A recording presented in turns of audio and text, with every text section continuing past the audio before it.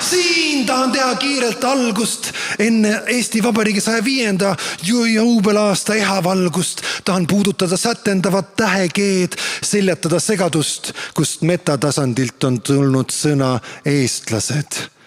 Maarahva õitseng, kinni oli brändi nime taga, oli ärksaid haritlasi, aga enamjagu rahvast magas. Seal papa Jansen jalad mõnusalt Pärnu sooljas mereveest, ta mõtles eestlased. Kuid vähesed meist teavad, vist liig noored me, et teada, et 3 sõna osast koosneme. Tukk, ei keegi enam tukku, kiirelt tõmbad kinni püksilukku. Tukk, sõjavingus tukke, kuuled võõrvallutaja püssikukke.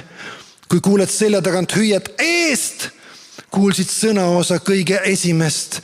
Välk läbi käib luu üdist lihastest, jälk võõras vallutaja jookseb sinu jälgedes. Näe, meie esiisa jookseb sammal säärikus läbi luha üle kingu mööda männikust.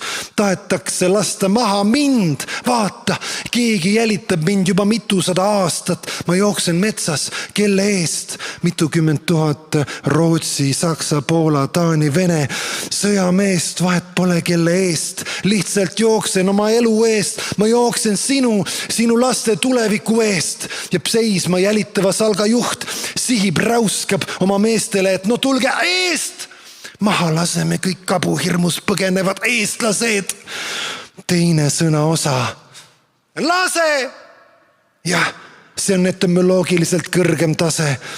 Olen läbi puude salu kirbul võetud, olukord on tulisemaks köetud. Kas on mul kuklas vibu, amm või vint? See pole lihtsalt kevadine sprint. Kas on hüüatuseks podošti või halt? Neist kõlab lase kõige hirmsemalt. Nüüd on vist kõik, saab hukka meie sugu ja hääbub habras oma riigi lugu. Näe, vikati mees paju otsas haljast tera luiskab, kuid mina ikka jooksen laulvat liiva tuiskab. Me tegelikult pole liiga aeglased, mis sest, et ikka jälle jalkaala grupis vaevleme. Seal jookseb esimene meie seast eest lase ja kätte jõuab 3. sõna. Lööb püssikukk. See pole põmm. Ei ole pah, see ei ole kõmaki, see tegelikult pole õige sõnagi. On hääl, kui püssis pole kuuli. On pääsemine üle väitsa tera. On napikas, veel maitsta saan su huuli. On meie õnnis algupära, see on me pääsemise päev. Me õnn ja rõõm ja vaev ja raev. Sooviksin, et kuulnud oleks seda kõik, kes püssikuuli läbi hukkunud ja kõigil oleks sitta moodi vedanud ja keegi poleks surnult maha kukkunud.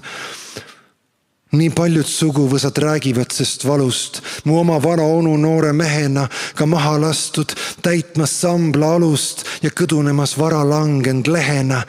Eest, lase, eestlased! Mu mantlisaba puude vahel vilksatab läbi võika vana aja udu.